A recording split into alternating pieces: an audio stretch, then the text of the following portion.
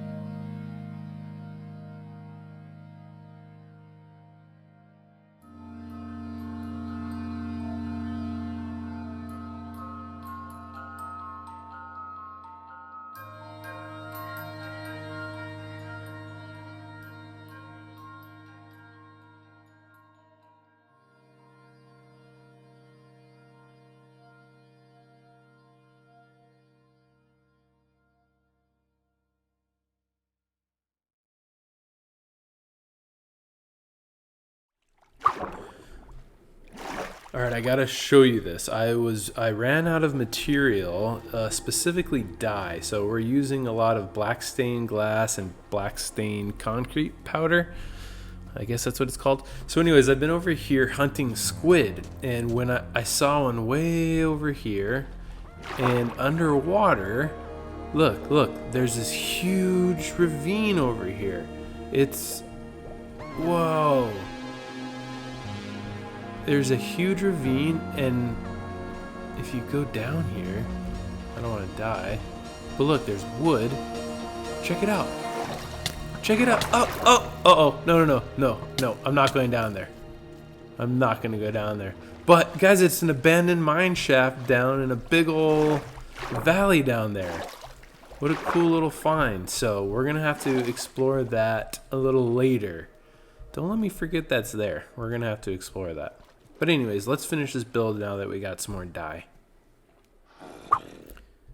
And it is time to take a little break from that project. So we have been working on the new service station for a while now. And every once in a while when you're working on a big old grindy project, it's nice to take a little break. So I decided to come up and work on our zombie-infested villagers. Let's get a few more down into our world.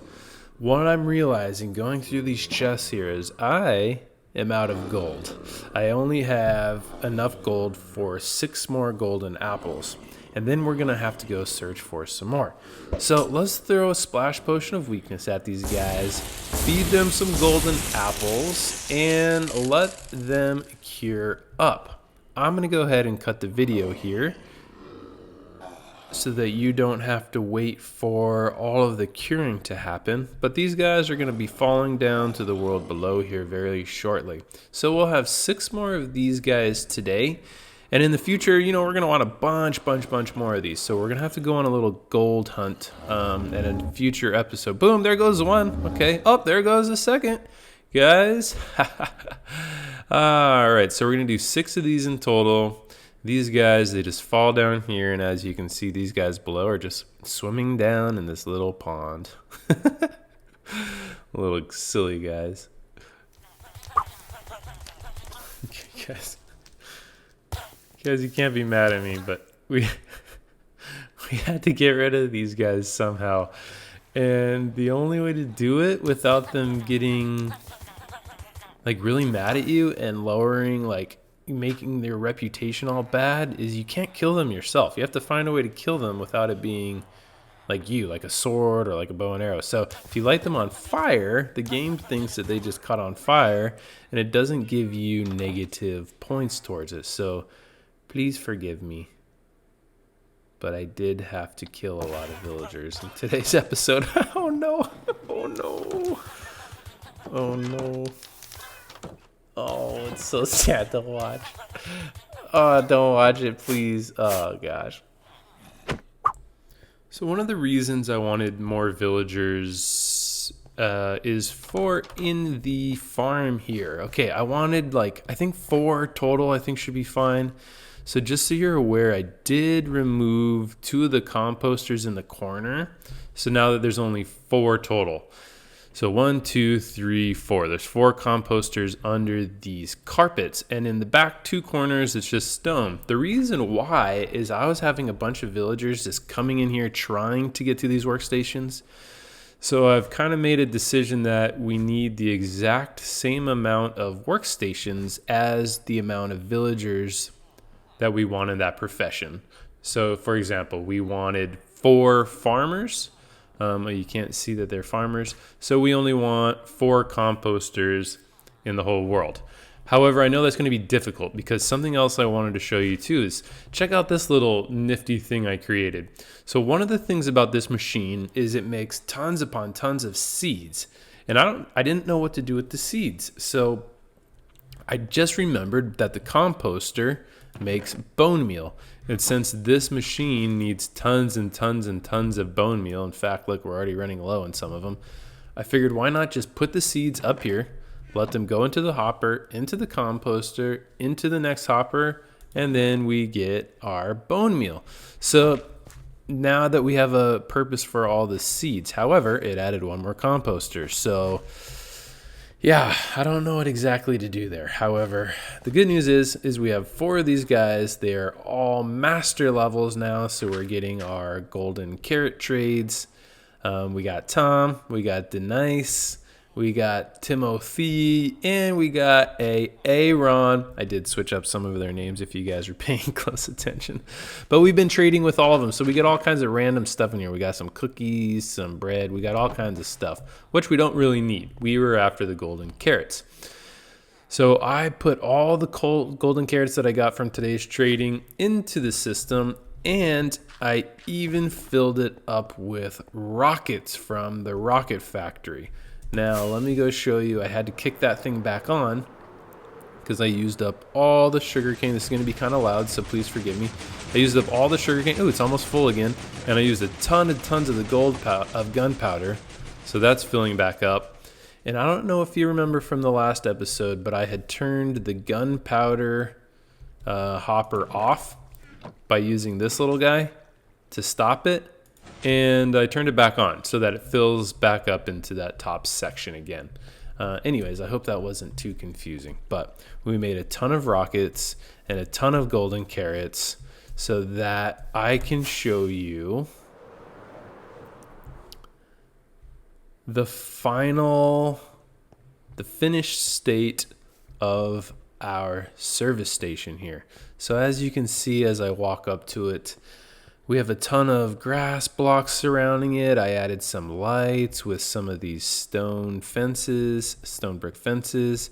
We have some of these berry bushes and some flowers, some ferns, some potted plants, just to make this whole thing look a little nicer and finished. So we also have our path going up to the door. And since I only have 2 rockets and I don't have any food, let's try this thing. So if we push this button, it should spit out exactly 64 carrots. Now I'm standing over here to show you I don't have any carrots in my inventory. Oh, also, I did pick up a farmer's head from that manslaughter earlier today. But let's see. Did it give us exactly 64 carrots? So there's 64 and no others. Now let's try the rockets. I have 2, but these are flight duration 3. And everything in here is a flight duration 1. So let's see if this gives us exactly 64 flight duration 1 rockets. And boom, it does. So now this is stocked and this is stocked, and we are sitting solid. So now anytime we need rockets or food, we can just come right on over here to the service station. I think it's so cool that it's glass and we can see all the redstone behind it. I'm a huge fan of redstone, and I hate it when it's completely covered up all the time. So I figured, this kind of makes it a little architectural and makes it look cool, but it also lets you see into it. So I'm pretty happy with that. So 4, guys, one other thing I really wanted to talk about back over here on this side is the next farm. So I guess I should have told you that while I was in here, but the best trade that all of these guys have is melon and pumpkin. It's a 1-to-1 ratio. You can grow melons and pumpkins pretty quickly, pretty easily without any bone meal. That's the biggest problem with this thing, is it takes a ton of bone meal. So I'm thinking potentially underground, coming up out of the ground like the rocket factory, we'll have a melon and pumpkin farm down below us. So that way they're just put up into a chest right here, and we can have honestly, it's just going to give us emeralds for days. We have 4 guys in here that we can trade them with. We also have a way of doing potatoes, carrots, and wheat out of this guy. And we'll just have tons upon tons of emeralds that we'll be able to trade with future villagers for, things like quartz. Now one of the villagers trades quartz. So instead of going through the nether and searching for it, we'll have a villager over here that we can trade with. So that's going to be really, really cool. I'm super excited about that. But we're going to have to get that in another episode because, guys, we are all out of time today.